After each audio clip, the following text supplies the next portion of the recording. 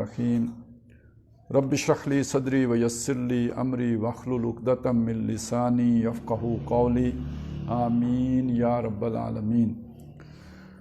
अल्लाहुम्मा सल्लि अला मुहम्मदिन व अला आलि मुहम्मदिन कमा सल्लैता अला इब्राहीम व अला आलि इब्राहीम इन्नका हमीदुम मजीद। अल्लाहुम्मा बारिक अला मुहम्मदिन व अला आलि मुहम्मदिन कमा बारकता अला इब्राहीम व अला आलि इब्राहीम इन्नका हमीदुम मजीद। ये जो आखिरी ज़माने की हदीसों का मुताला कर रहे हैं जिसमें जंगों का ज़िक्र है, इसलिए कि आखिरी ज़माने की एक हदीसें वो हैं जिसमें क़यामत की दूसरी निशानियों का ज़िक्र है। सूरज मगरब से निकलेगा, बेहयाई फैल जाएगी, वो और एक वो भी आखिरी ज़माने की हदीसें हैं। लेकिन ये वाली वो हैं कि जिन्हें हम कहते हैं जंगों से मतलब आखिरी ज़माने की जंगों से मुताल्लिक़ हदीसें। तो एक बात ज़हन में आ रही थी, आपके सामने रख दूं, अगरचे कि मैं पहले ये बात कह चुका हूँ लेकिन मुअक्कद करनी पड़ती है, इसलिए कि ये जो आखिरी ज़माने की हदीसें हैं इनके बारे में आजकल लोगों ने, जो आजकल के दानिश्वर हैं, उन्होंने इस तरह के मगालते पैदा किए हुए हैं कि ये कहानियाँ हैं। लेकिन जिस तरह की मालूमात आपके सामने आ रही हैं, आप सोचें आज से 1500 साल पहले या 1200 साल पहले ऐसी कहानियाँ गढ़ी कैसे जा सकती थी। किसी को क्या पता था कि भाई जो है वो ईसाई किस तरह हमलावर होंगे, या ये कि यहाँ की सूरत हाल मुसलमानों की कैसे बनेगी। ये उस वक्त तो इन सारे इस मंज़र को जहन में लाना मुमकिन ही नहीं था। एक बात तो ये जहन में रखें। दूसरी बात ये सामने रखें कि लोग एक सवाल ये उठाते हैं कि यार इतना बड़े फितने होने थे तो कुरान मजीद में इसका जिक्र क्यों नहीं है। दज्जाल का जिक्र नहीं है कुरान मजीद में बकौल उनके, लेकिन ये कि इसी तरह जंगों का जिक्र नहीं है। तो इसको मैं चाहता हूँ दो एतबारात से बात आपके सामने रख दूँ। पहली बात ये समझ लें कि ये तो कुरान मजीद में है ना, जब कोई बस्ती गुनाह करती है तो फिर अल्लाह उसे सज़ा देता है। कि सूरह बनी इसराइल में भी है कि इज़ा अरदना नुहलिकल कुरा, जब हम इरादा करते हैं किसी बस्ती को हलाक करने का, अमरना मुतरफ़ीहा, उसके खुशहाल लोगों को हम छूट दे देते हैं। फ़फ़सक़ू फ़ीहा, फिर वो उसमें खूब गंद मचाते हैं। तर्जुमा मैं अपना कर रहा हूँ, आपकी समझ के लिए मुख्तसर कर रहा हूँ। वो उसमें खूब गंद मचाते हैं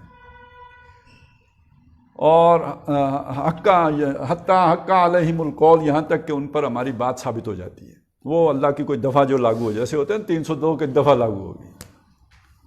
फदम्मरनाहा तदमीरा, तो फिर हम उनकी जड़ उखाड़ कर फेंक देते हैं, मतलब उनको बिल्कुल सफ़ा हस्ती से मिटा देते हैं। ये कौम नूह अलैहिस्सलाम से लेकर, नूह अलैहिस्सलाम की कौम से लेकर और ये आप फ़िरौन तक आपको ये सारे, बल्कि ये कि वो सदूम और अमूरा की बस्तियाँ, लूत अलैहिस्सलाम जिधर आए, फिर शुएब अलैहिस्सलाम, फिर मूसा अलैहिस्सलाम, ये जिधर जिधर रसूल गए समझाया, उसके बाद यही हुआ है।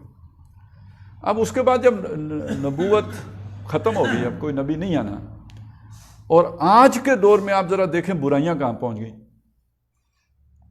यानी मूसा अलैहिस्सलाम के दौर में फ़िरौन का जो जबर था उसके मुकाबले में आज की रियासत के जबर का अंदाज़ा लगाएं कि फ़िरौन से तो बंदा निकल के मदियन चला गया करीब, वो पकड़ भी नहीं सका। आज अमेरिका से अहमल कांसी भाग के अगर बलूचिस्तान भी आ जाए तो पकड़ा जाएगा, नहीं बचेगा। गार की तह में भी घुस जाए तो नहीं बचेगा, पकड़ा जाएगा। ये ज़रा उस जबर का अंदाज़ा लगाएं। जो काम कौम लूत करती थी वो काम आज वर्ल्ड वाइड होता है। वहाँ पे तो सिर्फ एक बस्ती, दो बस्तियों में होता था ना, सदूम और अमूरा, दो बस्तियाँ, दो गांव, छोटे कस्बे।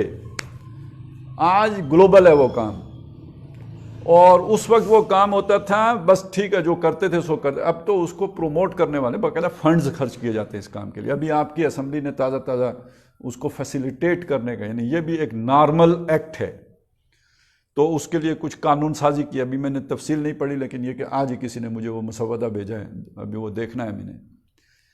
और लेकिन मैं इतना तो आपको समझ आ ही जाएगी कि वहाँ ये जो भी हमजिन्स परस्ती थी ये दो मर्दों के दरमियान फेल था। अब वो आगे बढ़ के दो औरतों का भी शुरू हो गया है ना। अब तो दुनिया में अगर गेज ही नहीं है, लेस्बियंस भी हैं। कम नापना तोलना, किसी का माल यानी उसको घाटा देने का एक ही तरीका था, आपने डंडी मार ली। ये डंडी कितनी मारेंगे। और आज जो है ना, कोई शय आपको नाप पूरा मिलता है ना तोल पूरा मिलता है। वो आप जो क्रश लें, रेत लें, وہ سیمنٹ لیں، آٹا لیں، یا یہ کہ وہ آپ کوئی اور چیز لیں. ابھی میں گیا ہوا تھا یہ اپنا نکر موجوال، وہاں پہ کوئی بتا رہے تھے کسی نے سریا بھیجا ہے، لوڈ کرایا ہے باراکو سے، تو 25 من پرچی دی ہے، 18 من سریا تھا. اچھا یہ تو خیر چلیں، یہ بھی ہلکی بات ہے. اب دوسروں کے مال کو اینٹھنے کے جو طریقے ہم نے نکال لیے ہیں مختلف، جس میں سود سب سے اوپر ہے، تو وہ کتنی بڑی برائی ہے کہ اس کے 70 حصے حضور نے فرمایا کیے جائیں. سب سے ہلکا یہ ہے کہ کوئی آدمی اپنی ماں کے ساتھ بدکاری کرے. اس کے برابر گناہ سب سے چھوٹے والے کا ہے 69 ابھی باقی ہیں جو بڑے بڑے ہیں.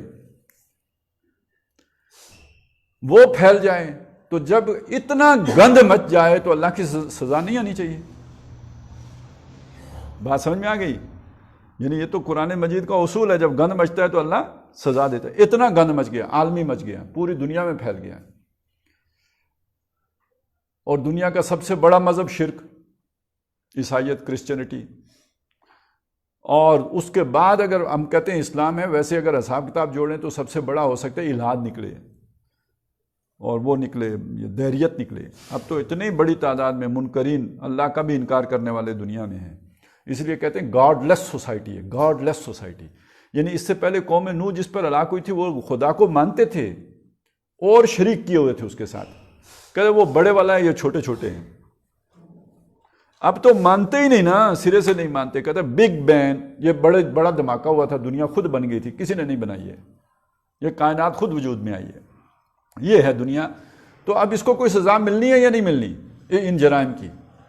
یہ ہے جس کا ذکر سورہ کہف میں ہے، لِيُنذِرَ بَأْسًا شَدِيدًا، تاکہ آپ خبردار کر دیں، وہ رسول خبردار کر دیں ان لوگوں کو ایک سخت جنگ سے جو آخری زمانے میں ہوگی. اس کی تفصیلات ہیں جو محمد رسول اللہ نے دی ہیں صلی اللہ علیہ وسلم. اچھا اب ہم جو بھی یہ اس میں ہم مختلف علاقوں کو سامنے رکھ کر جو چیزیں پڑھ رہے تھے، اس میں ہم آ گئے تھے حجاز تک. اب یہ واقعہ ابھی ہوا نہیں ہے، لیکن جو ہم نے پڑھا ہے ذرا اس کو اپنے ذہن میں رکھیں گے تو ہم سمجھ سکیں گے کہ اب اگلا مرحلہ یہی ہے. ہم نے جو کچھ پڑھ لیا وہ یہ ہے کہ نبی صلی اللہ علیہ وسلم کے دور سے لے کر، بلکہ ابھی ایک اور چیز میرے ذہن میں آئی ہے، وہ بھی آپ کے سامنے رکھ دوں، بات بہت واضح ہو گئی. یہ تو ہمارے پاس تو حدیثیں ہیں، قرآن مجید ہے. اس سے پہلے آپ کو پتہ ہے تورات بھی اتری، انجیل بھی اتری. اسی طرح کچھ یہ بزرگ لوگ گزرے، جیسے ایک کہتے ہیں حضرت مسیح علیہ السلام کے کوئی جو ہے نا وہ حواری تھے.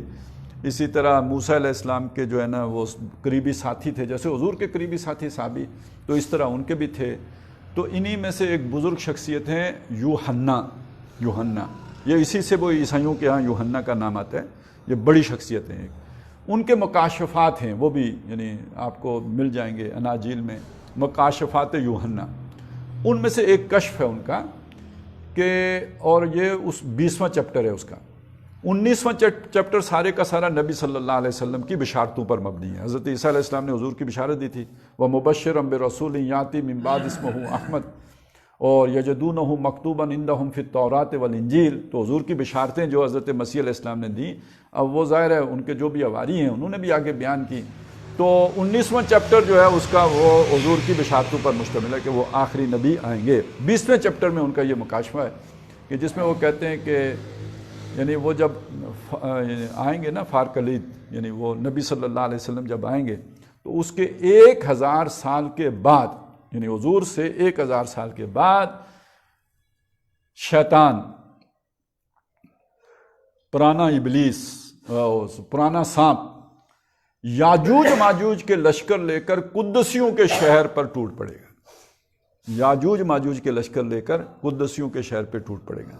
اب اس کو اگر آپ جوڑیں گے تو حضور صلی اللہ علیہ وسلم کے 1000 سال کے بعد ہی کا وہ دور ہے جب یورپی اقوام نے مسلمان علاقوں پر قبضے کیے ہیں.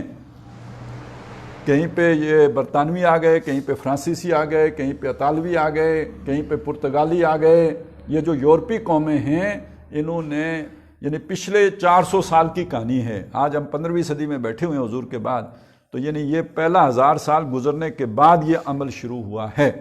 اور قرآن مجید سے اگر آپ دیکھیں تو ایک چیز اس میں آتی ہے سورہ انبیاء میں کہ ایک اصول بیان کیا گیا کہ جس بستی کو اللہ نے ہلاک کر دیا وہ دوبارہ آباد نہیں ہوتی. وَحَرَامٌ عَلَىٰ قَرْيَةٍ أَهْلَكْنَاهَا أَنَّهُمْ لَا يَرْجِعُونَ. وہ واپس نہیں آ سکتے. اور لیکن ہلاکت کی ہمیشہ دو صورتیں ہیں. ایک فرشتوں کے ذریعے سے، جیسے قوم نوح ہلاک ہوئی تو واپس کدھر آئیں گے؟ قوم لوط ہلاک ہو گئی، واپس کدھر آئیں گے؟ وہ نہیں. لیکن قوم فرعون ہلاک ہوئی، مصر میں تو آ کے اور لوگ آباد ہو گئے نا. قبطی تو ختم نہیں ہوئے. جو قوم فرعون تھی وہ ساری کی ساری تو نہیں مٹ گئی. قبطی آج بھی دنیا میں موجود ہیں.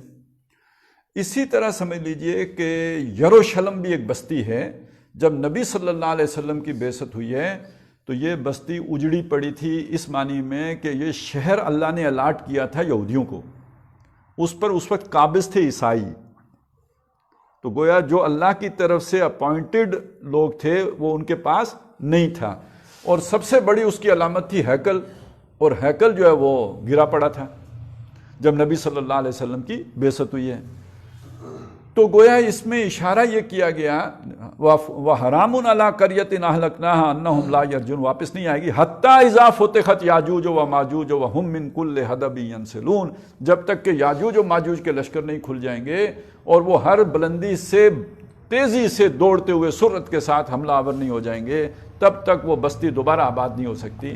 تو بعض مفسرین نے اس میں رائے یہ دی ہے کہ یہ بستی یروشلم کی بستی، اور اس میں یہودیوں کی آبادکاری دوبارہ نہیں ہو سکتی جب تک کہ یاجوج ماجوج کے لشکر نہ کھل جائیں. تو یہ یورپی اقوام ہی کا سیلاب تھا جس کے آنے کے بعد یروشلم میں آ کر یہودی آباد ہونا شروع ہوئے. اور پھر یعنی 1948 میں انہوں نے ملک بنا. 1917 میں بالفور ڈکلیریشن، آبادی شروع ہوئی. 48 میں ملک بنا. 67 میں انہوں نے قبضہ کر لیا بیت المقدس پر، اور ابھی تک ان کے قبضے میں ہے. اور آگے وہ گریٹر اسرائیل بنانا چاہتے ہیں. اور گریٹر اسرائیل میں سعودی عرب کے علاقے بھی شامل ہیں، شام کا تو پورا کا پورا شامل ہے، عراق کا کچھ حصہ بھی شامل ہے، مصر کے بھی کچھ علاقے شامل ہیں. یہ گریٹر اسرائیل ہوگا. اس نقشے کو ذہن میں رکھیں. اب یہ حدیثیں پڑھیں. تو آج سے تقریباً 6-7 سال پہلے میں نے اس موضوع پر کوئی پروگرام ہوا تھا، اس میں بات کی تھی. وہ جیسے ٹاک شو نہیں ہوتا، اس طرح کا ایک پروگرام تھا. اس میں نے یہ بات کہی تھی کہ محسوس ایسا ہوتا ہے کہ سعودیوں کا یہودیوں کے ساتھ اتحاد ہو جائے گا. یہ مجھے کوئی کشف نہیں ہوا تھا، کوئی میرے خواب نہیں دیکھا تھا. یہ دو چیزیں ہیں. ایک آپ کے سامنے یہ معلومات ہیں جو محمد رسول اللہ نے دی ہیں صلی اللہ علیہ وسلم. یوں ہونا ہے، یوں ہونا ہے، یوں ہونا ہے. یہ تو خبریں ہیں جو تکوینی طور سے آپ تک پہنچ گئیں. ہوگا کیسے؟ یہ تشریحی طور پر ہوگا. یہ آپ نے اپنے دماغ سے سوچنا ہے کہ یہ کیسے ہوگا. اب یہ اپنا دماغ نہ ہو تو پھر بھی بڑے حادثے ہو جاتے ہیں. وہ ایک واقعہ بیان کیا جاتا ہے، لطیفے کے درجے کا ہے، کہ کسی بادشاہ کا بیٹا بہت نکما تھا. اب اسے کچھ نہ کچھ تو سکھانا تھا. تو مشیروں نے مشورہ دیا کہ اسے علم نجوم سکھا دو. شامت آ گئی بیچارے شاہی نجومی کی. اسے کہا گیا کہ اس کو آپ نے علم نجوم سکھانا ہے. اس نے کہا بہت نکما ہے. اس نے کہا گردن جائے گی اگر اس کو نہیں سکھایا تو. اس نے کہا چلیں سکھاتے ہیں، ٹرائی کرتے ہیں. اس نے کئی سال لگا کے آخر بادشاہ کے سامنے پیش کر دیا کہ جناب انہیں علم نجوم ازبر ہو گیا ہے. تو بادشاہ نے ہاتھ میں انگوٹھی پکڑی مٹھی میں، اور بیٹے سے پوچھا بتاؤ میری مٹھی میں کیا ہے. بیٹے نے ادھر ہی بیٹھ کے حساب لگایا. کاغذ پینسل تو نہیں تھی نا، زمین پر ہی بیٹھ کے حساب لگایا. شاہی دربار بھی تب ایسے ہی ہوتے تھے. حساب لگا کے اس نے کہا جناب آپ کی مٹھی میں چکی کا پارٹ ہے. بادشاہ کا تو دماغ گھوم گیا. اس نے کہا بلاؤ اس خبیث نجومی کو، گردن اڑاؤں اس کی. نجومی نے کہا حضور میری بات سنیں، آپ یہ حساب دیکھیں، حساب اس نے بالکل ٹھیک کیا، میں یہی کر سکتا تھا. اب حساب میں آیا کہ بادشاہ کے ہاتھ میں کوئی گول چیز ہے جس کے درمیان سوراخ ہے. آگے کامن سینس تھا، اس نے کہا پارٹ ہو سکتا ہے چکی کا. اس کے دماغ نے یہ کام نہیں کیا کہ مٹھی میں پارٹ نہیں آ سکتا. اسی طرح کا معاملہ قرآن و حدیث کے ساتھ بھی ہوتا ہے. ایک چیز ہے وہ اپنی جگہ پہ ہے، بات سمجھ میں آ جاتی ہے، لیکن اس کے آگے کامن سینس کی بات ہے. اب حدیثیں اگر یہ کہتی ہیں کہ عیسائی فوجوں کے اوپر مسلمان فوجیں غالب آئیں گی، تو عالم واقعہ میں کوئی طاقت بھی چاہیے نا. اور ہمارے پاس ہے تو نہیں. عربوں کو آپ بھی جانتے ہیں، ہم بھی جانتے ہیں. عربیوں کے جو فن مہارت ہے جنگی اس کا بھی سب کو پتہ ہے. تو یہ کیسے ہوگا؟ تو کوئی فوجیں دائیں سے جائیں گی، کوئی بائیں سے جائیں گی، وہ تو ہے نا جی خراسان سے بھی آئیں گی، یوں ہوگا وہ ہوگا. تو بہرحال یہ سارے مل کے بھی اسرائیل کا مقابلہ بھی نہیں کر سکتے. اسرائیل کے پاس اس وقت اتنی طاقت ہے. تو امریکہ اور باقی تو یورپ تو یہ ساری اور چیزیں، یہ نہیں ممکن جب تک کہ آپ کے ساتھ کسی وجہ سے بھی کوئی یہودیوں کا پیکٹ نہ ہو جائے. اگر آپ نے عیسائیوں کو شکست دینی ہے اس دنیا میں تو کوئی یہودیوں کے پیکٹ ہونے کے بعد ہی ممکن ہے. اس لیے میں نے ایک اندازے سے بات کی تھی. وہ شکر ہے کہ وہ والی بات نہیں ہو گئی چکی کے پاٹ والی. اچھا ابھی یوں ہوا کہ جب سعودی عرب اور اسرائیل کے تعلقات بہتر ہونے شروع ہوئے. اچھا یہ ذہن میں رکھیں کہ اس کا یہ مطلب نہیں ہے کہ جب یہ بات ہو گئی تو اس کا مطلب یہودی نیک ہو گئے اور یہودیوں سے صلح کرنے والے بھی جو ہے حق پرست ہو گئے. اس کا یہ مطلب نہیں ہے، یہ مت سمجھیں. یہ مطلب تکوینی کاموں کی سر انجام دہی کے لیے ضروری نہیں ہے کہ جو فیصلہ آپ کر رہے ہیں وہ خیر ہو. اللہ کا فیصلہ تو نافذ ہوگا، آپ کا فیصلہ ضروری نہیں ہے کہ اس کے لیے نیکی لکھی جائے. جو کچھ آپ نے تو کسی اور غرض سے کیا ہوگا. یہ میں مثالیں دے کے ساری باتیں سمجھا چکا ہوں کہ یوسف علیہ السلام کو اگر وہ قافلے والے لے کے گئے تھے تو انہیں ثواب نہیں ہوا تھا. اللہ کا فیصلہ تو نافذ ہو گیا، یوسف علیہ السلام مصر پہنچ گئے. لیکن یہ کہ نہ قافلے والے کو ثواب ہوا، نہ عزیز مصر کو ثواب ہوا، نہ وہ جو بھائیوں نے آ کے کنویں میں پھینکا انہیں ثواب، بلکہ ان سب کو جو ہے بھائیوں کو تو سزا کے مستحق ہو گئے. تو اس اعتبار سے سمجھ لیں. اس کا یہ مطلب نہیں ہے کہ میں یہ کہہ رہا ہوں کہ آل سعود بڑے نیک ہو گئے اور وہ اللہ کے کام میں لگ گئے، یہ مطلب نہیں ہے. نہ ہی میں یہودیوں کو ان کی لعنت سے بری و ذمہ کر رہا ہوں. وہ ملعون قوم ہے، اللہ نے لعنت ہی کی ہوئی، یہ بھی نہیں کر رہا ہے. جو بات سمجھا رہا ہوں وہ یہ ہے عالم اسباب میں یوں ہو جائے گا. اب اصحاب کہف کے ساتھ اگر کتا چل پڑا تھا تو لوگوں نے اس کو بھی مقدس بنا دیا نا. کتا کتا ہی ہے، اس کو آپ مقدس بنائیں نہ بنائیں، اسے جنت میں نہ لے کے جائیں. اصحاب کہف کے ساتھ کتے نے کیا کرنا ہے جنت میں جا کے؟ جنت تو اللہ نے انسانوں کے لیے بنائی ہے. لیکن یہ کہ چونکہ اصحاب کہف کے ساتھ لے گئے تو پھر اسے انہوں نے وہ بھی جام پہنا دیا. تو وہ میں نہیں کہہ رہا کہ آپ یہودیوں کو بنائیں مقدس. میں یہ بات سمجھا رہا ہوں کہ عالم اسباب میں ان کی اپنی کوئی ضرورت ہوگی، اور وہ ضرورت یوں محسوس ہوتی ہے کہ عیسائی اگر غالب آ گئے تو یروشلم میں عیسائی پھر وہ رہیں گے، وہ تو یہودیوں کو نہیں رہنے دیں گے. آرتھوڈاکس عیسائی اگر آ جاتے ہیں تو یہودیوں کا تو جینا دوبر کر دیں گے. اور یہودی بڑی سیانی قوم ہے، انہیں پتہ ہے چلیں خون مسلمانوں کا جائے گا، ہم ٹیکنالوجی فراہم کر دیں گے تو ان کو دور دور دفعہ رکھو، نزدیک نہ آنے دو. یہ مجھے لگتا ہے کہ یوں ہوگا.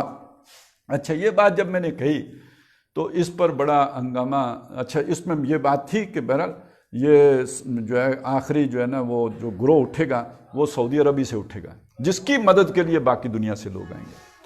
تو اس پہ وہ جو بھی ہمارے ایک مخالف لابی ہے نا، وہ ایرانی لابی، ان کی طرف سے پھر اس پہ بڑی لے دے ہوئی، اور بڑی جتنی وہ جو گالیاں شالیاں پڑتی ہیں وہ ساری پڑیں گے، یہ یہودی ایجنٹ اور فلانا اور ٹنگڑا وہ جو بھی ہوتے ہیں وہ سب ہو گیا. تو اب اس لیے یہ بات میں رکھ رہا ہوں کہ یہ بات میں نے کیوں کہی، اس کی بنیاد کیا ہے، اس کا سبب کیا ہے. یہ دو حدیثیں آج ہم پڑھیں گے تو بات آپ کی سمجھ میں آ جائے گی. مجھے الحمدللہ یہ پڑھنے کا موقع مل گیا تھا جب پہلی خلیجی جنگ ہوئی تھی. تو جب اس طرح کا بڑا واقعہ ہو یا بڑا حادثہ ہو یا کوئی اس طرح کی چیز ہو تو ہمیں اگر قرآن و سنت سے رہنمائی ملتی ہو تو سب سے پہلے ادھر دیکھنا چاہیے نا کہ بھئی اس سارے حالات کے اوپر اس کا کوئی انطباق اگر ہو سکتا ہو تو کر کے دیکھا جائے. تو یہ ہے وہ بیک گراؤنڈ کہ جس میں وہ بات میں نے کی تھی. لیکن یہ کہ یہ حدیثوں کی طرف آنے سے پہلے ایک چیز اور آپ کے سامنے رکھ دوں، ایک بنیاد اور بھی ہے تاکہ ان حدیثوں پر بھی آپ کا یقین کامل ہو جائے. کوئی اس میں بھی مغالطہ پیدا نہ کر دے کہ او فلانا راوی ضعیف سی تو فلانا راوی نے بکری کو دانے کھلائے جھوٹے کھلائے تھے تو اس لیے یہ حدیث معتبر نہیں ہے. یہ ذرا اس کے سے پہلے میں آپ کے سامنے قرآن کی بنیاد رکھ دینا چاہتا ہوں، اساس رکھ دینا چاہتا ہوں. یہ جو رہنمائی ہے دنیا کی یہ نبی کرتے رہیں اور نبی اپوائنٹڈ رہیں، اللہ کی طرف سے مامور ہوتے رہیں. اور یہ بھی طے رہا ہے کہ نبی کس نسل سے آئیں گے، یعنی آدم کی نسل سے آئے، اور پھر طے ہو گیا بعد میں کہ نوح کی نسل سے چلیں گے. اگر کوئی اور نسل کہیں ادھر ادھر تھی بھی تو اس میں کوئی نبی نہیں آیا، نوح علیہ السلام کی نسل ہی میں نبی آئے. کرتے کرتے جب حضرت ابراہیم علیہ السلام پہ پہنچے ہیں تو طے ہو گیا اب نبی ابراہیم کی نسل سے آئیں گے، نوح علیہ السلام کی باقی نسلوں سے بھی نہیں آئیں گے. سمجھ آ گئی میری بات کی؟ اب یہاں سے آگے چلیں کہ اس چیز کو قرآن مجید نے کہا امامت. وہ جب سورہ بقرہ میں وَإِذِ ابْتَلَىٰ إِبْرَاهِيمَ رَبُّهُ بِكَلِمَاتٍ فَأَتَمَّهُنَّ قَالَ إِنِّي جَاعِلُكَ لِلنَّاسِ إِمَامًا. کہ جب اللہ نے حضرت ابراہیم علیہ السلام کو بعض چیزوں میں آزمایا، وہ چیزیں آپ کو معلوم ہیں، بیٹے کی قربانی تک مختلف چیزوں میں آزمایا اور وہ اس پہ پورے اترے، تو اللہ تعالیٰ نے ان سے کہا کہ میں تجھے دنیا کا امام بنانے والا ہوں، امامت عطا کرنے والا ہوں۔ اب یہ رہبری اور رہنمائی، لیڈری، امامت لیڈری، یہ امامت وہ مسجد والی 2 رکعت والی لیڈری کی بات نہیں ہو رہی ہے، یہ رہنما، گائیڈ، وہ بنانے والا ہوں۔ اللہ کے نبی تھے، اگلی بار انہوں نے یہ تو نہیں کہا کہ یہ جو ہے وہ دولت اور ملک اور حشمت میری اولاد کو ملے گی یا نہیں ملے گی، پوچھا یہ کہ یہ روحانیت میری اولاد کو بھی جائے گی یا نہیں جائے گی؟ قال ومن ذریتی، میری اولاد کا کیا بنے گا؟ قال لا ینال عہد الظالمین، اللہ نے فرمایا ظالموں سے عہد نہیں ہے۔ اس کا مطلب کیا ہے؟ تیری اولاد میں جو نیک ہوں گے امامت انہی میں رہے گی، لیکن تیری اولاد سے جو ظالم ہو جائیں گے ان سے چھن جائے گی۔ تو وہ نبوت جو ابراہیم کی نسل سے چلی، محمد الرسول اللہ پہ آ کے نبوت کا خاتمہ ہو گیا، امامت تو ابھی آگے چلے گی۔ اچھا یہاں امامت سے وہ اہل تشیع والی امامت نہ مراد لے لیجیے، وہ نبوت ہی کا پرتو ہے، وہ تو مامور، وہ شخص مامور ہوتا ہے اللہ کی طرف سے جو ان کا امام ہوتا ہے، اور وہ معصوم عن الخطا ہوتا ہے، اور ان 2 وجوہات کی وجہ سے وہ مطاع مطلق ہوتے ہیں، اور یہ تینوں باتیں خاصہ نبوت ہیں۔ آپ نام تبدیل کر کے وہی بات کہہ رہے ہیں۔ ہمارے ہاں امامت کا مطلب یہ نہیں ہے، امامت اب محمد الرسول اللہ کے بعد منتقل ہوئی ہے امت کو اصل میں، اور امت کا جو جیسے ہوتا ہے نا وہ آپ کا مرکز، یا یہ کہ وہ ایٹم کا کیا ہوتا ہے، نیوکلس، جو نیوکلس ہے آپ کا، اس میں کیا شک ہے کہ وہ عربی ہیں؟ والذی بعث فی الامیین رسولا منہم یتلو علیہم آیاتہ ویزکیہم ویعلمہم الکتاب والحکمہ وإن كانوا من قبل لفی ضلال مبین وآخرین منہم لما یلحقوا بہم۔ تو یہ امت کے 2 حصے ہو گئے، ایک امیین ہیں جن میں سے محمد الرسول اللہ تھے، بنی اسماعیل، اور ایک آخرین ہیں غیر امیین، یہ ان میں شامل ہو جائیں گے لیکن ہیں آخرین۔ تو اصل کون ہیں؟ اصل عرب ہیں۔ اور حضور نے، اب یہ وہ بات ہے کہ جو ہم ایک خاص سیاق و سباق میں رکھ کر بیان کرتے ہیں کہ آپ نے اپنے بعد خلیفہ کا اعلان نہیں کیا کہ کون ہوگا، لیکن ایک اصول تو دیا نا آپ نے، الائمۃ من قریش، الائمۃ من قریش۔ اب یہ بعض لوگ اس کو کہتے ہیں یہ حضور کے دور کے لیے تھا۔ یہ حضور کے دور کے لیے کیوں تھا جی؟ اس لیے کہ اس وقت قریش کی سیاسی حیثیت ایسی تھی کہ حضور نے یہ نہیں کہا، حضور نے حکم نہیں دیا، حضور نے پیشن گوئی کی ہے حالات کو دیکھتے ہوئے کہ یہ قریشی کے پاس امامت ہوگی تو چلے گا، نہیں تو نہیں چلے گا۔ جیسے ہمارے ملک میں کوئی کہے یار فوج کے پاس اختیار ہوگا تو نظام چلے گا، نہیں تو مارشل لا لگتے رہیں گے۔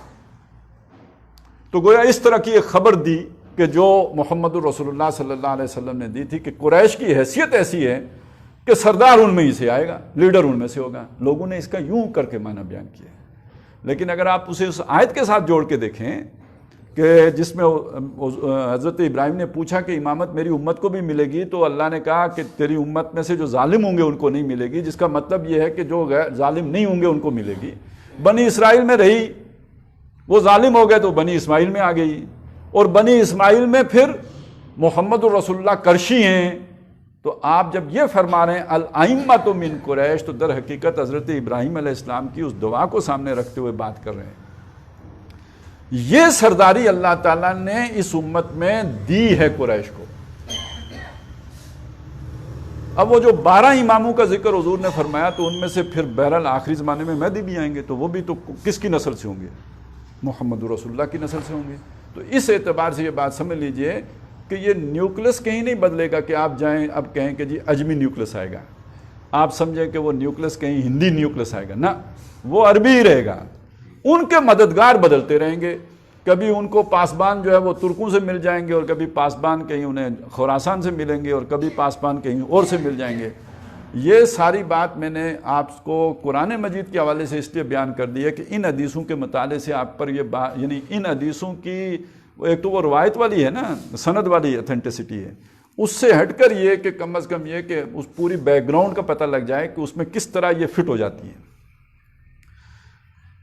یہ حضرت عبداللہ ابن عمر رضی اللہ تعالیٰ عنہما وہ راوی ہیں، کالا وہ فرماتے ہیں، کالا نبی، اور نبی صلی اللہ علیہ وسلم نے فرمایا صلی اللہ علیہ وسلم، یوشک المسلمون ان تحاصروا الی المدینۃ، اندیشہ ہے کہ ایک وقت آئے گا کہ مسلمان مدینے میں محصور کر دیے جائیں گے۔ اس کا یہ مطلب نہیں ساری دنیا سے مسلمان ختم ہو جائیں گے، مطلب ہے مدینے کا محاصرہ ہو جائے گا۔ اس کا یہ مطلب بھی کوئی نہ لے کہ مدینے سے باہر مسلمان ہوں گے ہی نہیں، لیکن یہاں جو بات سمجھانے کی ہے وہ یہ ہے، حجاز کی طرف ہم آ گئے ہیں، ایک وقت آئے گا کہ مدینے کا محاصرہ ہو جائے گا، حتیٰ یکون ابعد مصالحہم صلاح، یہاں تک کہ ان کی سب سے دور والی سرحد جو ہوگی وہ صلاح ہوگی۔ یہ جو خیبر تھا نا، جہاں پہ یہودی جا کے آباد ہوئے تھے، مدینے کے قریب ایک علاقہ جہاں یہودی جا کے، یا مدینے سے نکالے گئے تو وہاں جا کے آباد ہو گئے، اور جو فتح کیا تھا بعد میں وہ مشہور واقعہ بھی ہے باب خیبر۔ تو یہ جو خیبر، اچھا اس کو بھی لوگوں نے اٹھا کے ادھر لا کے ایجنسیوں میں یہ پشاور کے قریب جوڑ دیا ہے، تو یہ والا خیبر نہیں تھا، وہ والا خیبر ہے۔ تو یہ والا جو خیبر تک مدینے کی سرحد رہ جائے گی، اب یہ کون آ کے اس کو محصور کرے گا؟ اگلی حدیث میں وہ روایت آ جائے گی، بات کھل جائے گی، لیکن ابھی وہ سارا ذہن میں رکھے نا جو ہم نے پڑھا ہے۔ جب وہ رومی فوجیں آئیں گی، عرب پر یلغار کریں گی، 80 جھنڈوں تلے آئیں گی، تو باقی علاقوں میں تو جو ہوگا سو ہوگا، مدینہ بھی نہیں بچے گا، وہ بھی محصور ہو جائے گا۔ مدینے میں داخل نہیں ہوں گے لیکن مدینہ محصور ہو جائے گا۔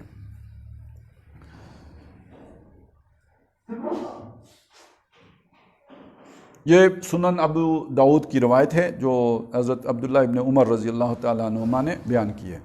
ایک اور روایت ہے، اور یہ ان عمر ابن عوف قال قال رسول اللہ صلی اللہ علیہ وسلم، وہ فرماتے ہیں کہ رسول اللہ صلی اللہ علیہ وسلم نے فرمایا، لا تقوم الساعۃ، قیامت قائم نہیں ہوگی، حتیٰ یکون ادنی مصالح المسلمین ببولا، یہاں تک کہ قریب کی جو مسلمانوں کی سرحد ہوگی وہ یہ جو بے بولا کوئی جگہ ہے مدینے کے قریب، وہ جو جگہ چند میل کے فاصلے پر یہ جگہ ہوگی جو مسلمانوں کی آخری سرحد ہوگی، وہی حصار اتنا قریب آ جائے گا۔ ثم قال یا علی یا علی یا علی، اس کے بعد حضور نے فرمایا اے علی اے علی، اور یہ انداز ہوتا تھا کہ جب بہت اہم بات کرنی ہو، نہیں تو ایک دفعہ بھی بلانے سے کوئی متوجہ ہو جاتا ہے، تو جب آپ 2 دفعہ 3 دفعہ بلائیں تو گویا جیسے ایمرجنسی ہے اور بہت اہمیت ہے۔ قال بِأَبِي وَأُمِّي، حضرت علی فوراً لبیک کہی، میرے ماں باپ آپ پر فدا ہوں، جی فرمائیے کیا بات ہے؟ فرمایا وَإِنَّكُمْ سَتُقَاتِلُونَ بنی الاسفر، تم لڑو گے بنی اسفر سے۔ بنی اسفر کون ہے؟ یورپی اقوام، رومی، ان سے تم لڑو گے، عنقریب تم لڑو گے۔ اچھا، اب وہ باتیں جو ہم پہلے کر چکے انہیں جوڑ لیجئے۔ حضور فرما رہے ہیں کہ تمہاری یہ لڑائی ہوگی بنی اسفر سے، تو یہ کب سے ہو رہی ہے؟ پہلی صلیبی جنگ، دوسری صلیبی جنگ، یہ رومیوں کے ساتھ تو جنگیں بہت قدیم ہیں، یہ چلی آ رہی ہیں۔ وَيُقَاتِلُهُمُ الَّذِينَ مِن بَعْدِكُمْ، اور تمہارے بعد جو آئیں گے وہ بھی ان سے لڑیں گے۔ یعنی صحابہ کے دور میں بھی رومیوں سے لڑائی شروع ہو جائے گی، لیکن بعد میں رکے گی نہیں، وہ چلتی رہے گی۔ آپ کو یاد ہے میں نے آپ کو بتایا تھا کہ یہ لڑائی ہمیشہ جاری رہی ہے، یہاں تک کہ یہ جو 1915 کے آس پاس جا کے ان کی صلح ہوئی ہے، وہ جو شریف حسین والی مکہ تھا اس نے وہ جو کر لی، اور پھر بعد میں جو ہے یہ آل سعود نے کر لی، نہیں اس سے پہلے تو لڑائی ہی چلتی رہی ہے۔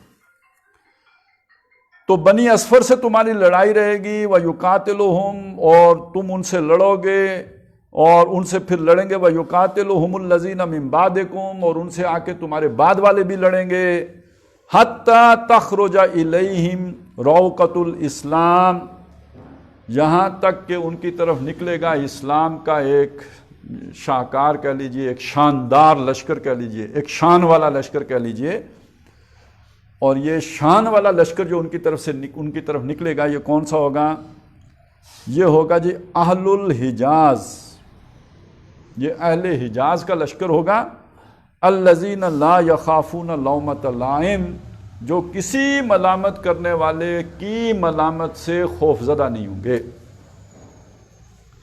اچھا جی، یہ ملامت کیا شے ہوتی ہے؟ کسی کو کسی کام پر برا بلا کہنا، یہ تو نے کیا حرکت کی، بے وقوفوں والا کام کیا ہے، یہ حماقت کر لی ہے، تم نے کوئی خیال ہی نہیں رکھا ہے، یہ ملامت ہوتی ہے۔ چھوڑا نہیں غیروں نے کوئی ناوے کے دشنام، چھوٹی نہیں اپنوں سے کوئی طرز ملامت۔ دوسرے گالیاں دیتے ہیں، اپنے والے گھر جو رشتہ دار ہوتے ہیں وہ گالی تو نہیں دے سکتے، تو وہ ملامت کرتے ہیں کہ آپ نے غلط کیا۔ تو یہ ملامت پہلے تو نہیں ہوتی تھی، جب پہلے جنگیں ہوتی تھی تو لڑنے والوں کی ملامت تو نہیں کرتے تھے مسلمان۔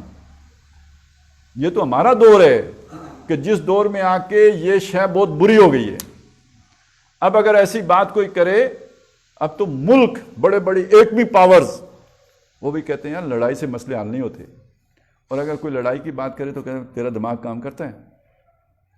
تو ملامت تو آج کے دور میں ہوتی ہے نا۔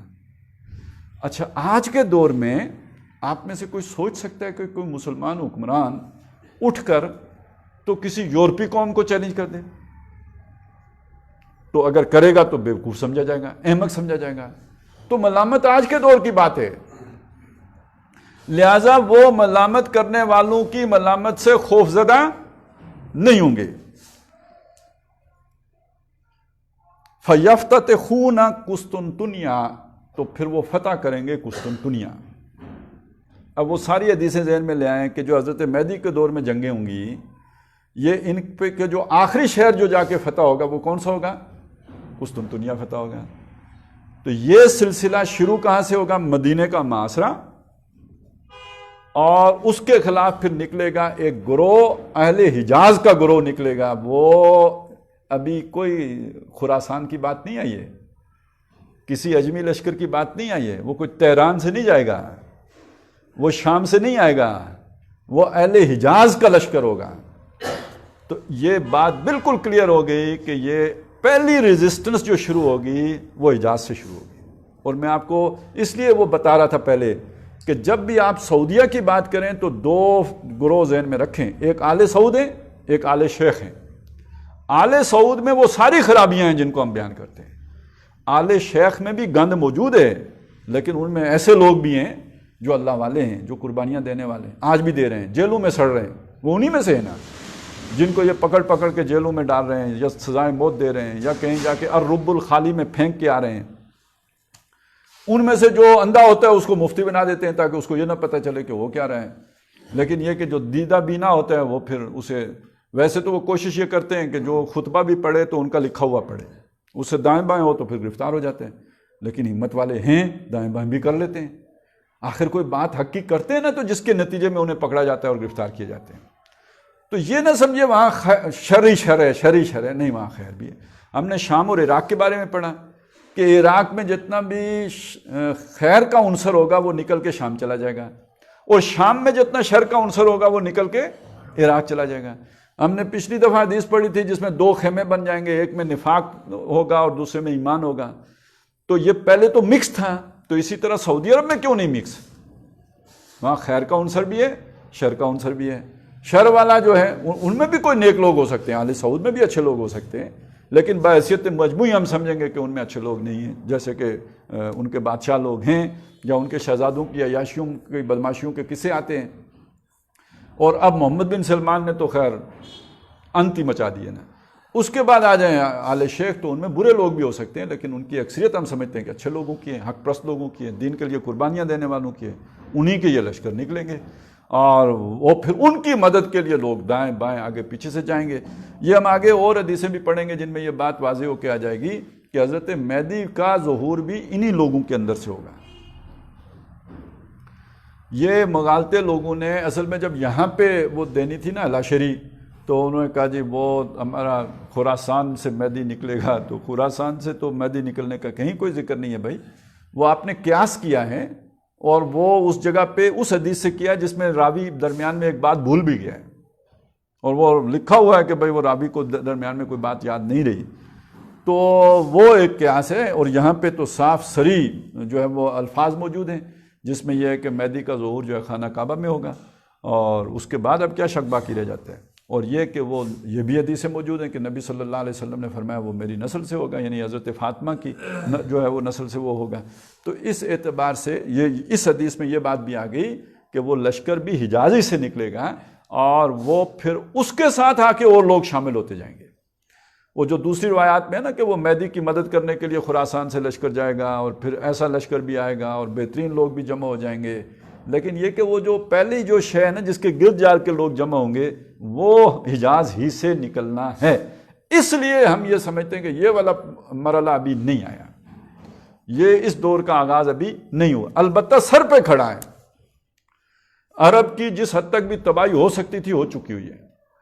صلح جو ہوئی تھی جو آل سعود کے دور میں، وہ صلح اب آخری دموں پہ ہے، وہ بلکہ بہت حد تک ٹوٹ پھوٹ کا بھی شکار ہو چکی ہوئی ہے۔ اسی لیے تو سعودیہ کو جا کے اسرائیل کی گود میں بیٹھنا پڑ گیا ہے۔ اور اب وہ صبح و شام کی بات ہے کہ جب حالات اچانک تبدیل ہوں گے اور وہ 80 جھنڈوں والی بات جو ہے نا وہ سامنے آ جائے گی، اور پھر یہ سارے مراحل، وہ 80 جھنڈوں کے نتیجے میں مدینے کا محاصرہ ہوگا، سرحد وہاں تک آ جائے گی، اور پھر اس کے بعد جو ہے وہ عیسائیوں کے خلاف لڑائی شروع ہوگی۔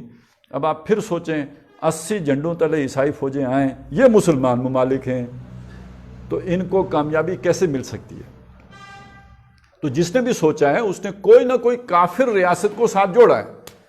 ایک بڑی شخصیت ہیں، بہت بڑے بڑے اسکالر سمجھے جاتے ہیں اور اس علم کے تو بڑے ماہر گردانے جاتے ہیں، عمران حسین، ورلڈ وائڈ پوری دنیا میں انہیں سنا جاتا ہے اور لاکھوں ان کے جو ہیں ویورز ہیں۔ تو انہوں نے اس جگہ پہ جہاں پہ میں نے اسرائیل کو رکھا ہے وہاں پہ انہوں نے روس کو رکھا ہے۔ وہ کہتے ہیں مسلمانوں کو مدد رشیا سے ملے گی۔ تو ظاہر ہے یہ رکھنا پڑتا ہے نا، اس کے بغیر آپ جو ہے وہ تو پھر معجزے ہوں گے۔ اچھا، ایک اور بلکہ اسی میں وہ جو مکاشفہ جو میں نے آپ کو سنایا تھا، اس مکاشفے میں یہ ہے کہ وہ جب یاجوج ماجوج کے لشکر آ جائیں گے اور مسلمانوں کو گھیر لیں گے تو آخر میں پھر اللہ تعالیٰ آسمان سے آگ اتارے گا جو انہیں بسم کر دے گی، یاجوج ماجوج کو۔ اچھا، یہ مکاشفہ ہے، حدیث میں یہ بات نہیں ہے۔ حدیث میں تو یہ ہے کہ وہ یاجوج ماجوج کا جب بڑا ریلا آئے گا تو اس بڑے ریلے کو تو وہ پھر کوئی جراثیم پیدا ہوگا، کوئی کرونا، کہ جس میں وہ مریں گے پھر۔ لیکن یہ کہ یہ اس سے پہلے کی بات ہو سکتی ہے، وہ آگ والی بات۔ اور اس کا جو ایک تطبیق ہے یا انطباق ہے، اس کو جوڑ لیجئے۔ ابھی جو کل واقعہ ہوا، ہمارے وہ ایٹمی سائنسدان ڈاکٹر قدیر خان ریلت فرما گئے، تو کوئی نہ کوئی تو کام کر گئے۔ ویسے ایک حدیث میں یہ ہے کہ ایک تیر جو ہے نا 3 آدمیوں کو جنت میں لے کے جائے گا۔ ایک تیر، جس نے وہ بنایا، جس نے وہ چلایا، اور جس نے پکڑایا۔ تو آج کے دور میں تو تیر کی جگہ اس پہ رکھیں تو اس پر منطبق کریں۔ اگر کوئی ایمان کی رمق ہو تو پھر یہ ایک کام ہی تو جنت میں لے جانے کے لیے کفایت کرے گا نا۔ اس حدیث کو اگر سامنے رکھیں تو کم از کم بشارت تو ہے، باقی حساب لینا اللہ کا کام ہے۔ ہمارا تو یہ کام ہی نہیں ہے فیصلہ کرنا کون جنت میں جائے گا کون دوزخ میں جائے گا، یہ تو اللہ ناراض ہوتا ہے اس بات پہ۔ ہاں، ہم خوشگمانی رکھتے ہیں اس حدیث کی بنیاد پر کہ اچھا ہو جائے ان کے ساتھ۔ تو اس میں ایک یعنی ہمیشہ سے میرا یہ خیال رہا ہے کہ جب یہ مرحلہ شروع ہوگا نا تو اس ہمارے ملک کا کوئی نہ کوئی کردار تب سامنے آئے گا جس کے لیے یہ اللہ نے بنایا ہے۔ آج تک یہ ملک اس طرف ایک قدم نہیں چلا ہے جس کے لیے بنا ہے، بلکہ اگر میں یوں کہوں کہ اس پر قبضہ ہی شیطانوں کا ہے تو غلط بات نہیں ہوگی۔ اور اسی لیے شاید امریکہ بھی کہتا ہے یار ایٹم بم پاکستان کا محفوظ ہاتھوں میں ہے۔ جو ڈاکٹر قدیر خان کا جنازہ بھی نہ پڑھیں تو محفوظ ہاتھی ہے نا، جس نے بنا کے دیا ہے اس کے جنازے میں بھی شریک نہ ہو سکیں تو محفوظ ہاتھوں میں ہی ہے نا، مان لینا پھر محفوظ ہاتھوں میں۔ لیکن یہ تو امریکہ اور ان کی پلاننگ ہے، آخری وقت میں کیا ہوگا یہ نہیں پتا۔ تاریخ میں ایک بڑا دلچسپ واقعہ ہے، طالوت و جالوت کی لڑائی کا پتہ ہے نا، قرآن مجید میں جس کا ذکر ہے۔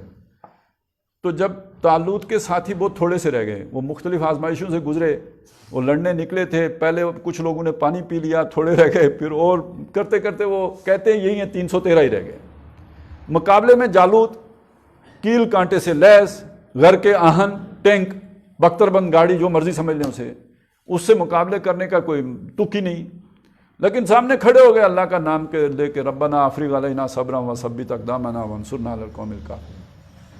اچانک بیچ میں انٹری ڈالی حضرت داؤد علیہ السلام نے، وہ اس لشکر میں شامل ہی نہیں تھے، وہ جنگل میں تھے، گڈریے تھے، بیڑیں چراتے تھے، اس میں شیر وغیرہ آ کے جو ہے نا وہ شکار کر لیتا تھا، انہیں اس میں ایک مہارت حاصل ہو گئی، سمجھ لیں گلیل، وہ گوپیا کہتے تھے، گلیل سمجھ لیں، اور نشانہ ایسا پک گیا کہ شیر کی آنکھ کا نشانہ لے کے چھوڑتے آنکھ میں ہی گھستا تھا۔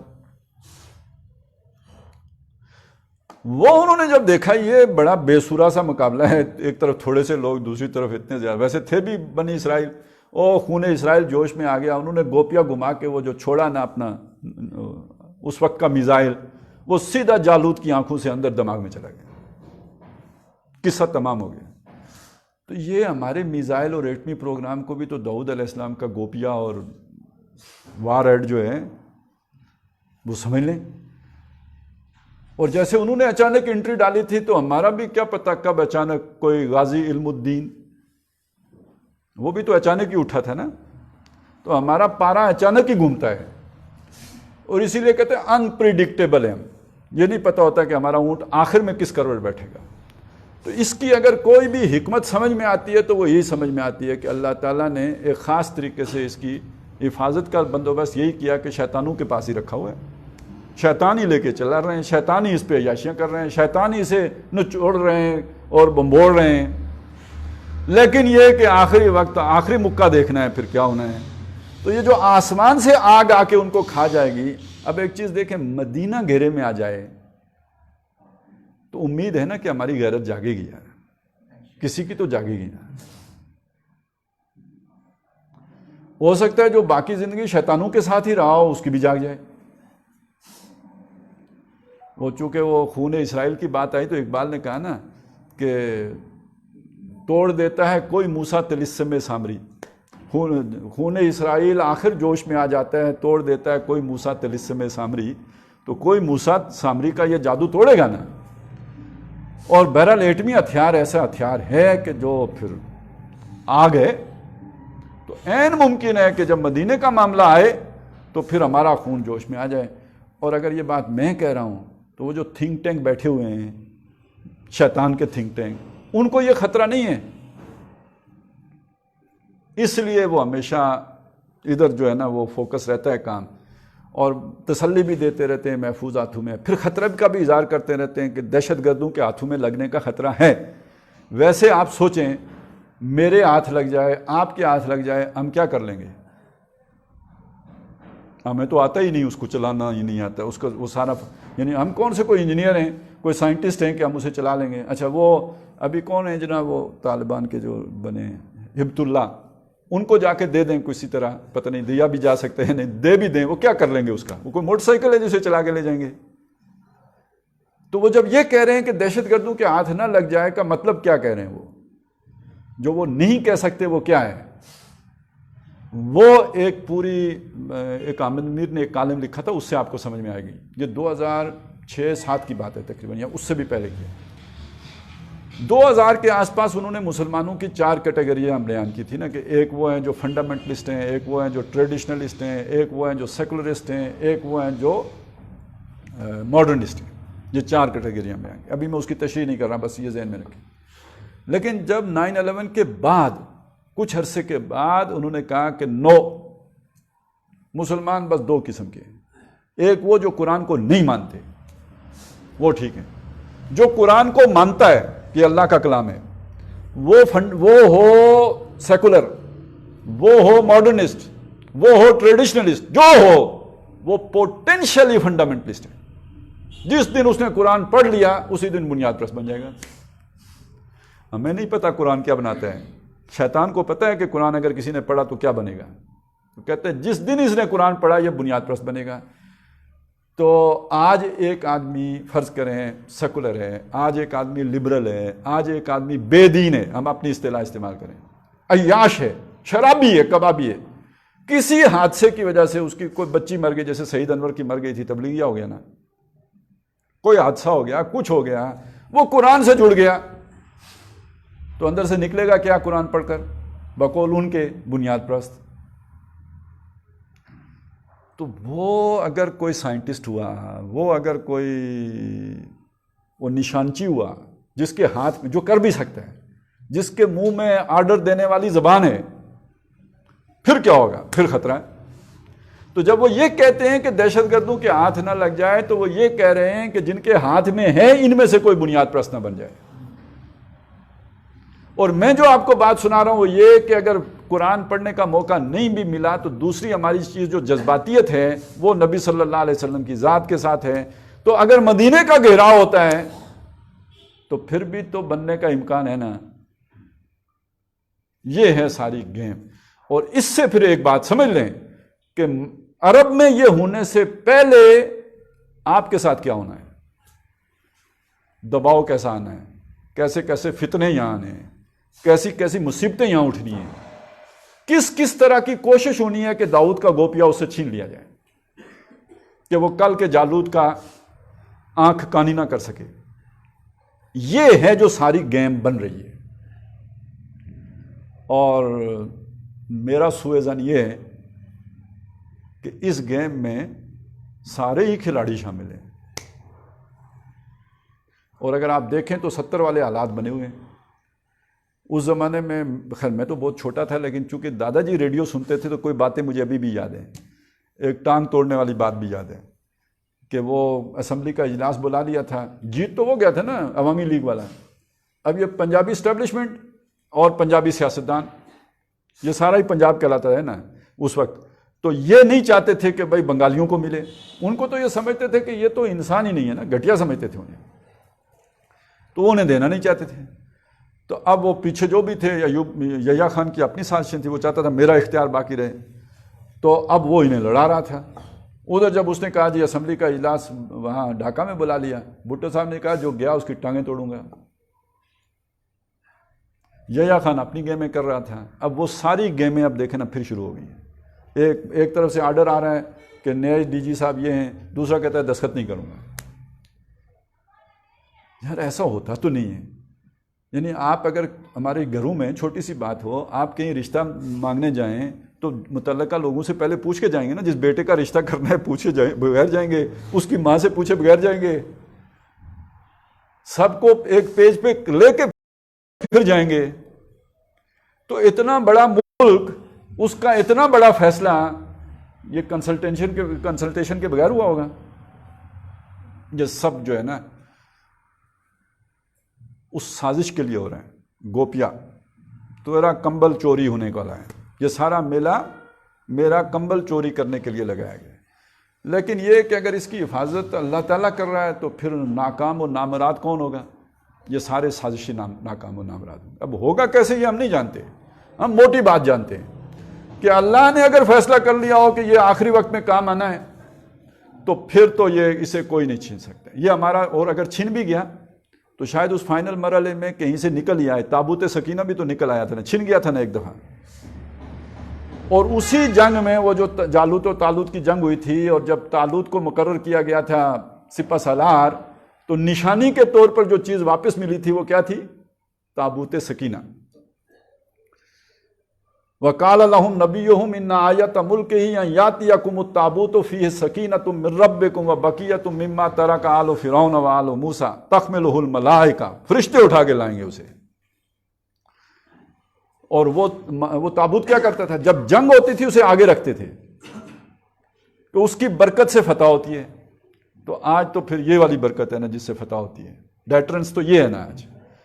تو اگر اس پر کوئی بیٹھا ہوا بھی ہے آج، محفوظ ہاتھوں میں بھی رکھا ہوا ہے، تو تب وہ ان محفوظ ہاتھوں سے ان کی نظر میں جو غیر محفوظ ہاتھ ہیں ان میں وہ پہنچ جائے گا۔ یہ کچھ معلوم ہوتا ہے کہ اس جو گیون سرکمسٹانسز ہیں یا جو ہمارے سامنے موجود دنیا ہے، اس میں وہ آگ آسمان سے آنے کا مطلب یہ ہے۔ واللہ عالم، اللہ بہتر جانتا ہے۔ بہرحال ایک جہاں پہ مایوسی کی بات ہو تو وہاں امید بھی سامنے رکھنی چاہیے، جہاں ہر طرف وہ سامن ہی ہرا ہرا ہو تو وہاں بہرحال خطرہ بھی محسوس کرتے رہنا چاہیے۔ یہی ایک بیلنس اپروچ ہے۔ اقول قولی ھذا واستغفر اللہ لی ولکم ولسائر المسلمین والمسلمات۔